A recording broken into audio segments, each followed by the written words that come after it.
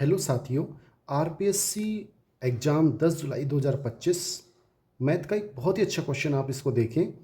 A B व सी की कुल आय 3,330 रुपये है। ये वे अपनी आय का क्रम से 80%, 85%, 75% खर्च करते हैं और खर्च करने के बाद जो बचत है उनका अनुपात हमें दे रखा है।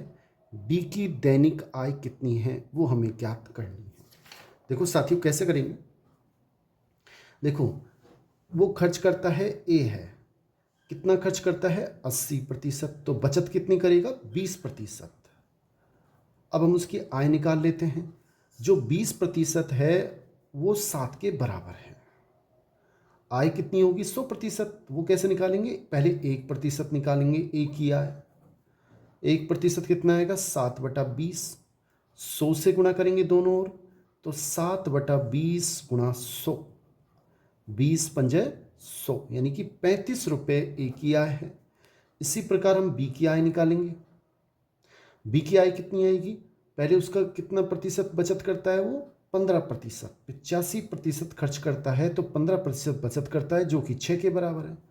1% कितना हो जाएगा 6/15। 100% कितना हो जाएगा 6/15 इंटू 100। इसको हल करेंगे तो 40 आएगी इसकी आय। ऐसे ही सी की आय निकालें। 75% खर्च करता है तो 25% बचत करता है। वो किसके बराबर है, बचत 9 की। 1% कितना हो जाएगा 9/25। 100% कितना हो जाएगा 9/25 इंटू 100। 25 से कम 25, 25 चौक 100, 36 रुपये उसकी आय है। ये ए बी सी की आय हमने निकाली है। साथियों ये हमने ए बी सी की आय आ चुकी है। हम कुल आय निकाल लेते हैं। अगर कुल आय हम देखें तो 35 + 40 + 36 111 रुपये कुल आय आएगी। हमने कुल आय इसलिए निकाली है, हमें कुल आय दे रखी है। अब हमसे कह रहा है बी की आय ज्ञात कीजिए। जब कुल आय 111 रुपये है तो बी की है 40 रुपये, और जब कुल आय 3,330 रुपये होगी तो बी की आय कितनी होगी 40/111 और इंटू 3,330 रुपये। साथियों इसको काट लेते हैं। ये 3 बार कटेगा 30 बार, और 30 को जब 40 से गुणा करेंगे तो 3 चौक 12, 1200 रुपये सही आंसर है। यानी कि जो बी है उसकी दैनिक आय कितनी है 1200 रुपये। डी ऑप्शन बिल्कुल सही है। साथियों क्वेश्चन अच्छा लगा हो तो इसे लाइक जरूर करें। थैंक्स। हेलो साथियों, आरआरबी एग्जाम 2024 मैथ का बहुत ही अच्छा क्वेश्चन, आप इसको एक बार देख लें। यदि किसी समकोण त्रिभुज, ये इसका समकोण त्रिभुज है, समकोण त्रिभुज जिसका एक कोण 90 डिग्री होता है, कि कर्ण की लंबाई, ये इसमें कर्ण होता है, सबसे बड़ी भुजा होती है, ये 10 सेमी है, और एक भुजा, इसकी 2 भुजा बची, ये आधार होता है, ये लंब होता है। आप एक भुजा दे रखिए, कोई सा भी लिख सकते हैं, चाहे यहाँ लिख दें चाहे यहाँ लिख दें। मैं यहाँ लिख देता हूँ, ये 8 सेमी है। तो त्रिभुज का क्षेत्रफल ज्ञात करो। 24 सेमी स्क्वायर, 36 सेमी स्क्वायर, या 100 सेमी स्क्वायर, या डी ऑप्शन 48 सेमी स्क्वायर। कैसे करेंगे आप ध्यान दें।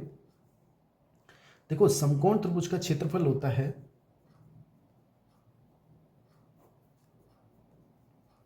इसका फॉर्मूला होता है, याद रखना है, 1/2 गुणा आधार गुणा ऊंचाई।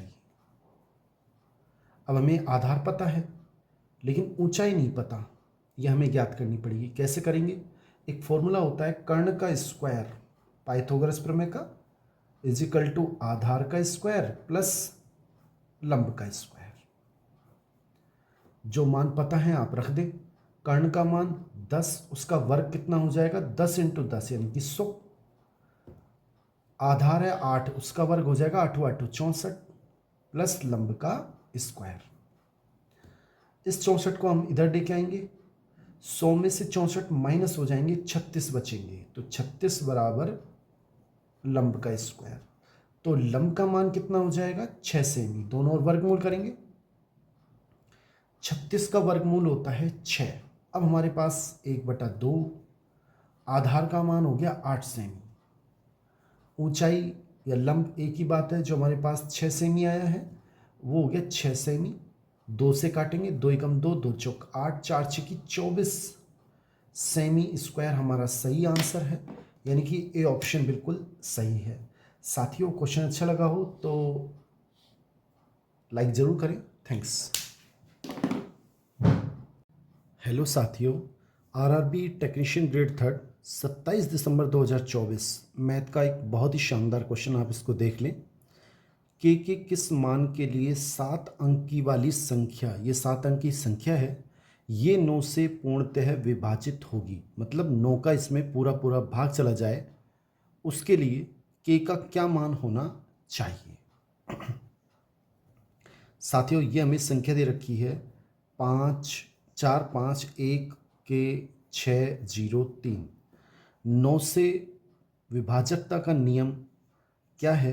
भाजकता का नियम कि 9 का पूरा पूरा भाग चला जाए, उसके लिए नियम होता है इन सारी संख्याओं को जोड़ लो और उसमें 9 का भाग चला जाए तो वह पूरी संख्या 9 से विभाज्य होती है। हम जोड़ लेते हैं 4 + 5 + 1 + के + 6 + 0 + 3, इनको जोड़ेंगे तो 4 और 5 9, 1 10, 10 और 6 16 और 3 19 प्लस के आएगा। अब ये संख्या 9, इसमें 9 का भाग जाना चाहिए, तभी इस संख्या, ये वाली संख्या 9 से पूरी तरह से 9 से विभाजित होगी।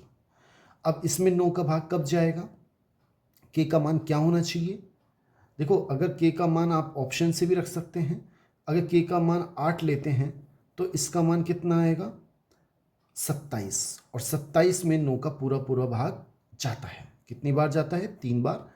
तो के का मान क्या होना चाहिए? 8। अगर हम के का मान 5 लेंगे तो ये आएगा 24, और 24 में 9 का पूरा पूरा भाग नहीं जाता है। अगर हम इसमें के का मान 2 लें तो 21 आएगा, उसमें भी 9 का पूरा पूरा भाग नहीं जाता है। और अगर हम 7 लेंगे तो इसका मान आएगा 26, और उसमें भी 9 का पूरा पूरा भाग नहीं जाता है। तो इस तरह से के का मान 8 होगा, और 8 होने पर इनका टोटल 27 हो जाएगा, उसमें 9 का पूरा पूरा भाग जाता है। ए ऑप्शन बिल्कुल सही है। साथियों, अगर क्वेश्चन अच्छा लगा हो तो इसे लाइक और चैनल को सब्सक्राइब जरूर करें। थैंक्स। हेलो साथियों, आरआरबी जेईई एग्जाम 16 दिसंबर 2024 मैथ का एक बहुत ही अच्छा क्वेश्चन, आप इसको एक बार देख लें। कोमल ने वार्षिक रूप से, ब्याज की दर वार्षिक रूप से दे रखी है 20% चक्रवृद्धि ब्याज पर 5,000 रुपये की राशि का निवेश किया। यदि n वर्षों में 8,640 रुपये की राशि प्राप्त होती है तो n का मान क्या होगा? वर्ष में हमें निकालना है, समय निकालना है। देखो साथियों, चक्रवृद्धि ब्याज के लिए फॉर्मूला होता है, जबकि ब्याज की दर वार्षिक हो उसके लिए क्या होता है? मिश्र धन बराबर मूलधन गुणा 1 प्लस दर बटा 100 की घात n, या हम समय लिख देते हैं। अब मिश्र धन क्या होता है? उसने इतना निवेश किया, उसे बोलते हैं मूलधन, इतना पैसा लगाया, और n वर्ष बाद कुछ समय बाद उसको इतना पैसा मिला, यानी मूलधन प्लस ब्याज, वो टोटल मिला के मिश्र धन होता है। और ये हमें दे रखा है 8,640 रुपये। मूलधन दे रखा है 5,000 रुपये, उसने 5,000 रुपये निवेश किए, इंटू 1 प्लस दर, दर हमें दे रखी है 20% बटा 100 की घात समय, समय में दे रखा है n वर्ष में, तो यहाँ n लिख देते हैं। n का मान हमें ज्ञात करना है। साथियों, हम 5,000 को इसके नीचे लगा देते हैं, इस तरह से गुणा में है तो इधर आएगा तो भाग में आएगा, तो 8,640 बटा 5,000 बराबर 1 प्लस, देखो एक जीरो से एक जीरो कट जाएगा, 2 बटा 10 की घात n। इसमें एक जीरो से एक जीरो कट रहा है, अभी भी हम इसे 4 से काट सकते हैं, ऊपर 4 से कटेगा, 4 दूनी 8, इसमें भाग देंगे तो 4 एकम 4, 2 बचे, 4 उतार लिए 24 हो गए, और 4 छकी 24, 6 बार भाग चला जाएगा। और 500 में जब 4 का भाग देंगे तो 125 बार जाएगा, 2 एकम 2, 2 पंजे 10, हम 5 इसमें लघुत्तम ले लेते हैं, और 5 जब इससे गुणा होगा, 5 एकम 5 प्लस 1, इसके नीचे कुछ नहीं तो 1 लगा देते हैं, 5 एकम 5 प्लस 1 6, बटा 5 की घात n। इसको मैं लिख सकता हूँ 6 बटा 5 की घात 3। क्यों लिख सकते हैं? क्योंकि जब 6 को हम 3 बार गुना करते हैं, 6 गुणा 6 गुणा 6 वो 216 होते हैं। ऐसे ही 5 को 3 बार गुना करते हैं तो 125 होता है। आधार समान हो तो घात भी बराबर होती है, तो n का मान 3 हो जाएगा। इसका मतलब साथियों बी ऑप्शन हमारा बिल्कुल सही है कि 3 वर्ष में 5,000 रुपये अगर वो निवेश करती है तो 20% की दर से 8640 जाएंगे। साथियों क्वेश्चन अच्छा लगा हो तो इसे लाइक, चैनल को सब्सक्राइब जरूर करें। थैंक्स। हेलो साथियों, कंपटीशन एग्जाम के लिए मैथ का एक बहुत अच्छा क्वेश्चन, आप इसको एक बार देख लें। साधारण ब्याज टॉपिक पर है। 1500 रुपये का 18% दर से 73 दिन का साधारण ब्याज कितना होगा? देखो साधारण ब्याज, इसका पहले हम सूत्र देख लेते हैं। इसका सूत्र क्या होता है साधारण ब्याज का? इसको सिंपल इंटरेस्ट भी कहते हैं, SI। इसका सूत्र होता है साधारण ब्याज बराबर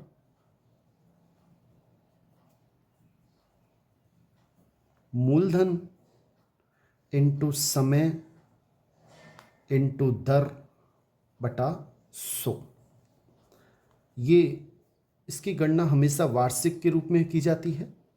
साधारण ब्याज हमें निकालना है, मूलधन हमें दे रखा है 1500 रुपये, ये मूलधन है, गुणा समय हमें दे रखा है 73 दिन का निकालना है, लेकिन ये हमेशा वर्ष में करना है। अगर दिन में दे तो हम इसे 365 का भाग देंगे। थोड़ा ध्यान रखना है, अब ये वर्ष में हो चुका है। और यदि हमें महीने में दे तो हम 12 का भाग देंगे, कि महीने को वर्ष में बदलने के लिए 12 का भाग दिया जाता है और दिन को वर्ष में बदलने के लिए 365 का भाग दिया जाता है। इनटू दर, दर हमें दे रखी है 18 और बटा 100 को भी लिख देता हूँ नीचे, यहाँ नीचे इधर लिख देते हैं इनटू 100। फिर सुन लें, मूलधन 1500 रुपये है, समय 73 दिन है, उसको वर्ष में बदलने के लिए मैंने 365 का भाग दिया। अगर महीने में दे तो आप उसको 12 का भाग देंगे, इनटू दर 18 बटा 100। काट लेते हैं। 73 को जब 5 से गुणा करोगे 73 एकम 73, 73 को 73 पंजा 365 आएंगे। 73 को जब हम 5 से गुणा करेंगे 3 5 15, हासिल पाई 1, 5 7 35 और 1 36। अब हम 5 का भाग देंगे, 5 एकम 5, 5 तिया 15, ऊपर आ गए 300, तो ऊपर बचा 300 गुणा 1 बचा 18, नीचे बचे 100, 2 जीरो से 2 जीरो कट जाएगी, 18 तिया 54 रुपये हमारा साधारण ब्याज होगा। सही आंसर बी ऑप्शन। साथियों अगर क्वेश्चन अच्छा लगा हो तो इसे लाइक और चैनल को सब्सक्राइब जरूर करें। थैंक्स।